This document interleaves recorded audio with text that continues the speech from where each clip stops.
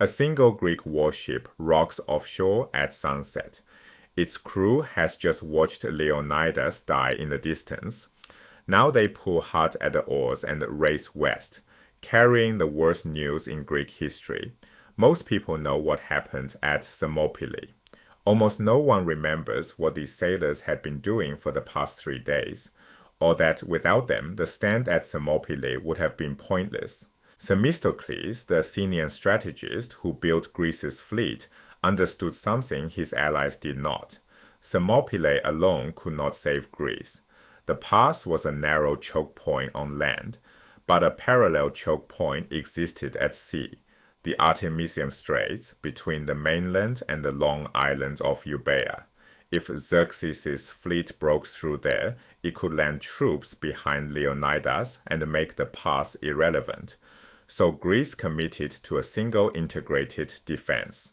Hoplites, the heavy infantry citizen soldiers of the Greek city-states, would caulk the land bottleneck.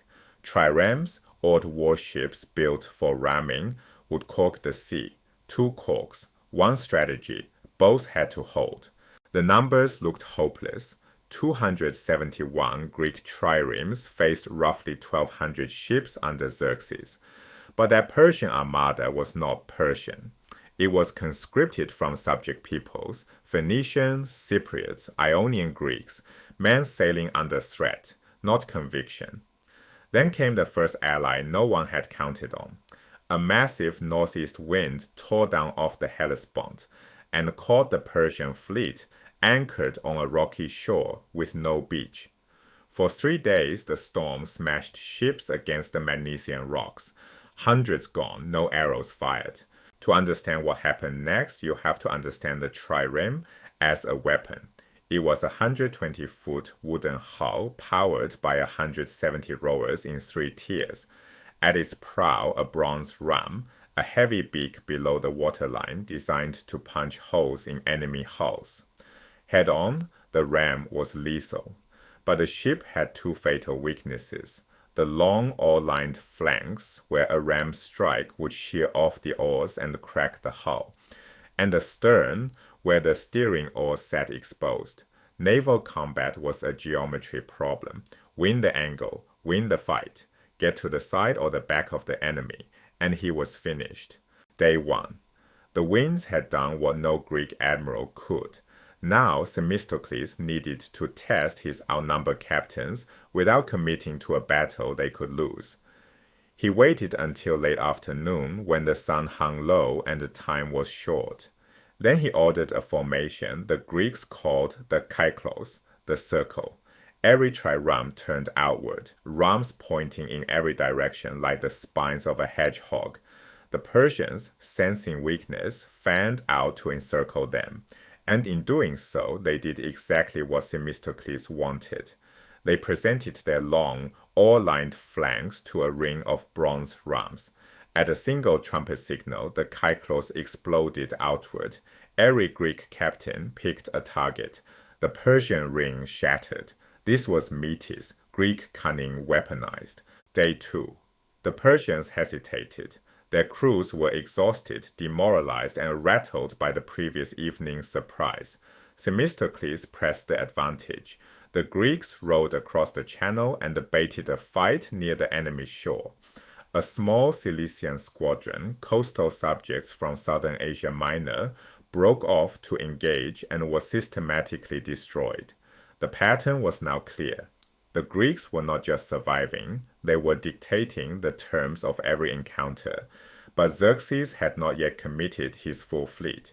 He still had numbers, and he still had a plan: land troops behind the Greeks while the navy held them in place. Day 3. Xerxes committed everything. The Persian fleet rolled out at midday in a vast crescent designed to wrap around the Greek line and crush it from both wings. But Themistocles had positioned his ships with the Euboean coast at their back. They could not be encircled. The 2 lines smashed together head-on. This was the brutal kind of fighting, ram against ram, hull against hull, where every collision damaged both ships. The Greeks held.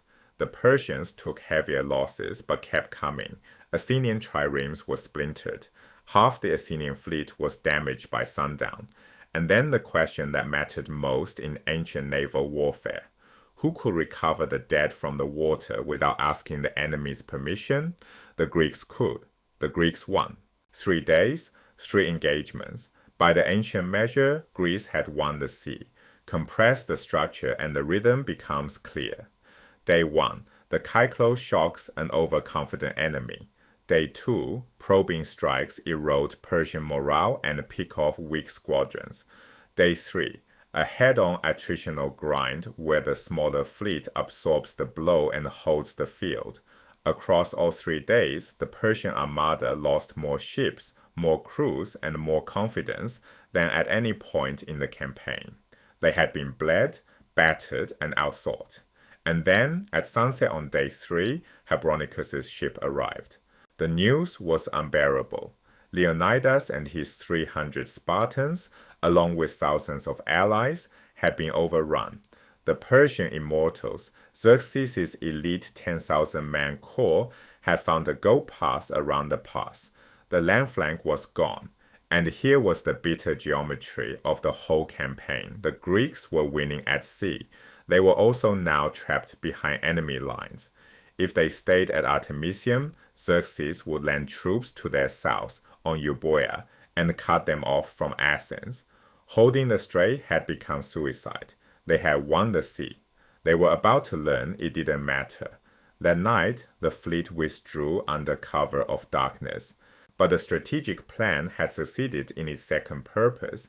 Artemisium had bled the armada, exhausted its crews, and forced Xerxes to advance south on Greek terms, with fewer ships, fewer rowers, and a navy that had already learned what Greek triremes could do.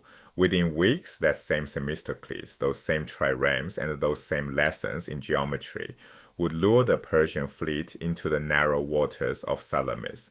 And there, the invasion would end. Thermopylae gave Greece its myth.